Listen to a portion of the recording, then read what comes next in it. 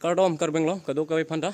tang te ni li la dak dongkam mukam sido dongkam mukam ke wang alam ke ni hem si wang lo la sinon ni sinang tha mondir lo thiok luchok bo ame thang jung si ke wang la sinang li tum pha nampak langi pha ni li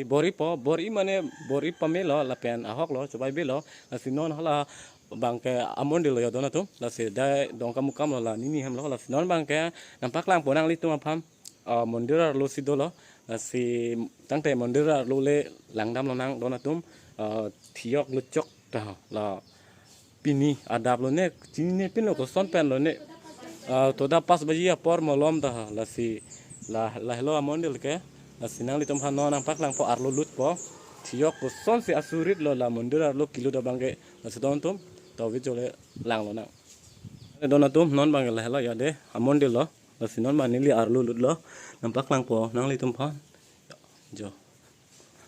non kido bangke arlo chi sidola nampak lang po nang li tum phan lagi yo asurit di mondir arlo kido banga la hello ani lo la hello dak amondil ahem phulo kardoma banglo la pen isi ke ko pai ke melo la mondir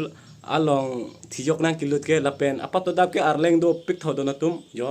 hello amondil lo la si yo la yo non ben do rapet lo yo cingki me do na tum yo pan wang long yo do na tum yo la ni lo yo do tum yo asurit hedat he tam yo non ko son bonela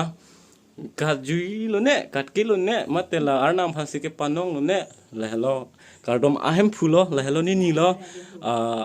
adak wama bang lo amen bang la lo radha pu radha ing tipi bu ni lo la adak wama bang lo jo no ne urong yo bo asurit di do na tum la ga jo arnam si la dak nang chirai lo ne kopi lo ne sita yo asurit yo nang lang ara lo do na tum yo mane klem kle asurit arjap thing yo olong lebon di de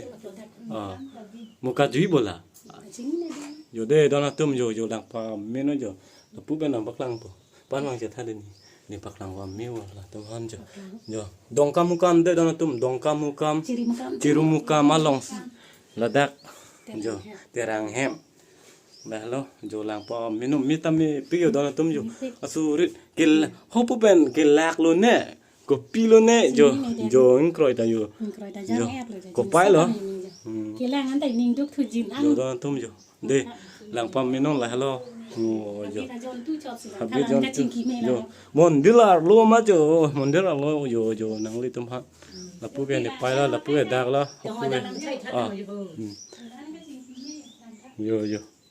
yo oto lo yo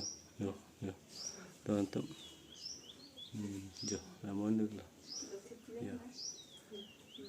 cholo ba yo de ante